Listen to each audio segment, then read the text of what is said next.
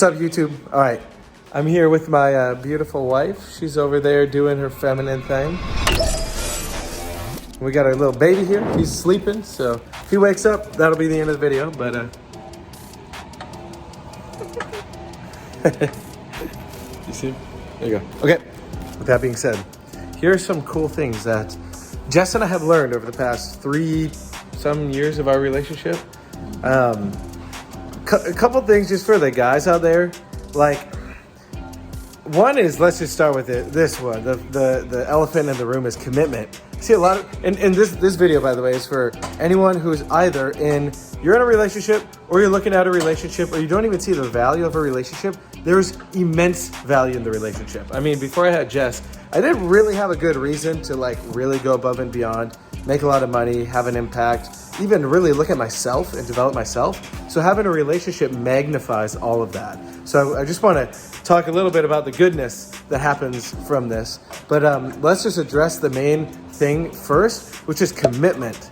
And so, Jess, do you have anything on when people are afraid to commit, or they're even already committed, quote unquote, but then they're still they have like a back door? What's your thought on that first?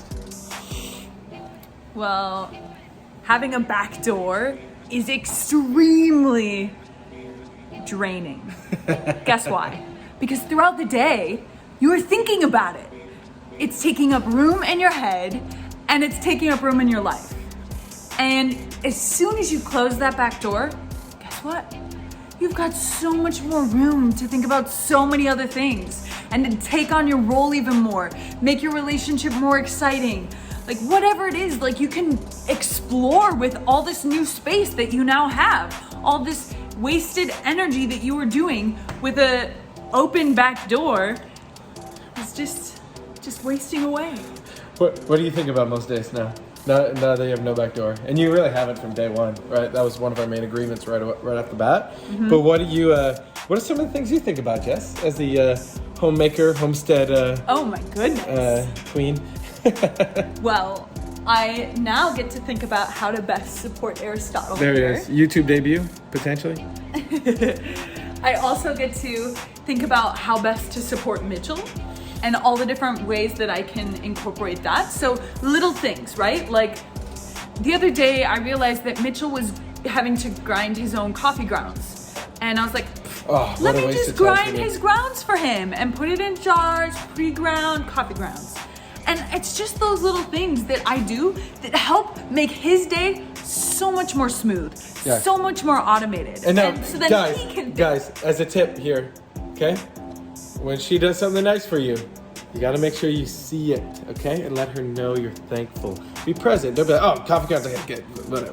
It's like, hey, thank you, Jess. Like, this is actually going to help me be way more effective today, so I really appreciate that, right? And for all you out there who are all, progressive and going to go, wow, that's her purpose, is to grind coffee. No thanks. And, she's making food right now. No thanks. I have DoorDash for that. I'm a boss babe or whatever. It's like, okay, you got to realize Jess's job is way harder than mine. And I run a business. I have an international business with 24 guys on my sales team and all this stuff. And Jess is the one where she's supporting him. I mean, she literally brought life into this world. Like, there's so much more that she does. It's just different, right? Where what I do and how I track the finances and all that is very different than what she does. But okay, so he pays for us to have this house. Mm-hmm. I do absolutely everything else. Yeah. And if there's small things that I need to delegate, I'll ask him. Okay. Yeah. Right? Like changing the furnace filter. If I don't want to do that, I'll be like, hey, Mitchell, could you please do that for me? I handle the chickens, and it's cold here in Minnesota. Right? I make sure that they're inside at night, so the coyotes are good. But the thing is, he hasn't always taken care of the chickens. That's true. It's just right now, with a newborn, it makes more sense for him to. Yep. So I manage the home. And so if there's things that I need him to take care of, I'll tell him. But he doesn't do anything unless I ask him to do it, because he pays for the home. I take care of everything else, and I delegate where I see fit. Yes, and so men and women, here's just a couple tips that we've seen work very well in no particular order, but let's just say here's one. So women out there, you gotta be more masculine, go kick ass, take names, right? Making more money so you can buy all the fun stuff you want to buy and all that is don't criticize your guy, okay? Like, criticism will eat at a man. You have the power to build him up, or you have the power to totally destroy him. And I mean, like, a real man is not going to put up with a lot of bullshit. But a lot of guys, especially nowadays, have been so feminized, or they grew up without a good example of masculine or feminine. And, or it was like reversed, typically, in the typical gender roles. And so, what I have seen is that a lot of guys have these patterns of being like, oh yeah, my mom was just a controlling bitch. And so, like, I just kind of deal with it. Right?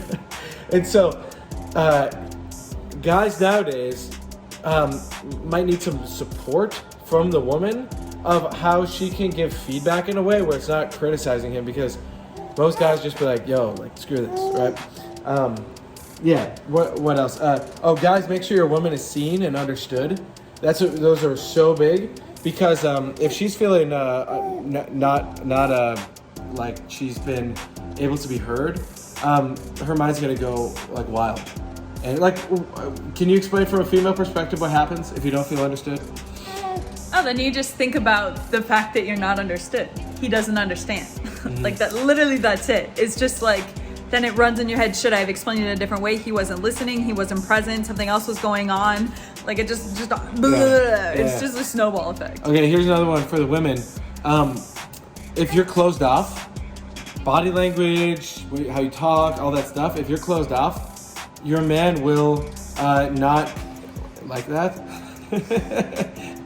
Like, so here's the solution. Be open and be playful. Like, find different ways. You've got to put on music and dance, or you think of some fun stuff to do. Like, I don't know, you're eating dinner. Here's one thing we did like 2 weeks ago, because I've been traveling a bit for business. Here's one of the things that we've been doing is, there's like some article in some newspaper was like 36 questions to make anyone fall in love with you. And it was like this science experiment and shit that people did. Who even knows how real it is? But what I did is I looked up those 36 questions, and one night I was like, hey Jess, I have a fun idea what we could do for dinner.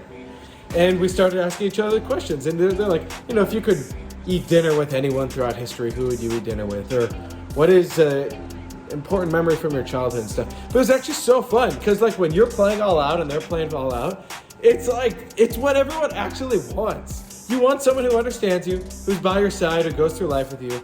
Here's another thing, for all you guys out there who are listening to all these, you know, the red pill guys in the dating community and stuff, and you're trying to date all these women, if that's the phase you're in, whatever. Just realize that's a phase you're in.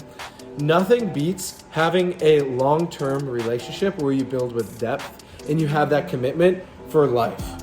Because for some of you, commitment is this big, it's the C word for you, and you're afraid of it.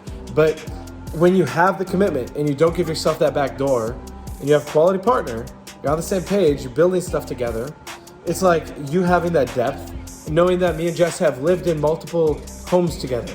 You know, we've gone to all these different places. We've been on vacations together. Now we have a child together. A real masculine man is going to find the woman that he wants to build his life with, and he will pursue her. Yes. And he will sell her.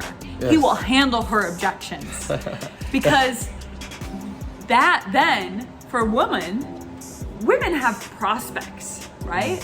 And they're trying to find, on an unconscious level, the man that is going to provide and protect, whether they realize it or not, because that brings them safety and security.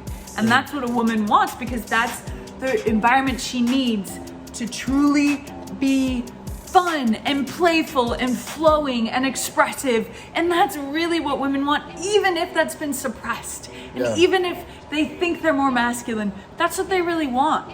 And when you show that to them, then they can start to realize that, and they can start to live that. Yes, exactly. So that's just some stuff from us. I mean, we have many more videos coming out, especially now that he's a little bit more grown and everything. We have more time to make these videos. It's about 3 months, guys. Yeah, 3 months. He may look like he's 6 months old, but he's just 3 months, I promise. So, yeah. I mean, we make these because we've had different couples that have literally saved their relationship because of past videos that we've made. Now they have kids together. So we make this stuff all the time. And if you need support, you want support, reach out. You know, we're not going to hunt you down, but if you are very determined and you want help, you can find us on Facebook or Instagram or whatever. So thanks for tuning in. We'll see you in the next videos, and go out there and make the best relationships possible. See ya.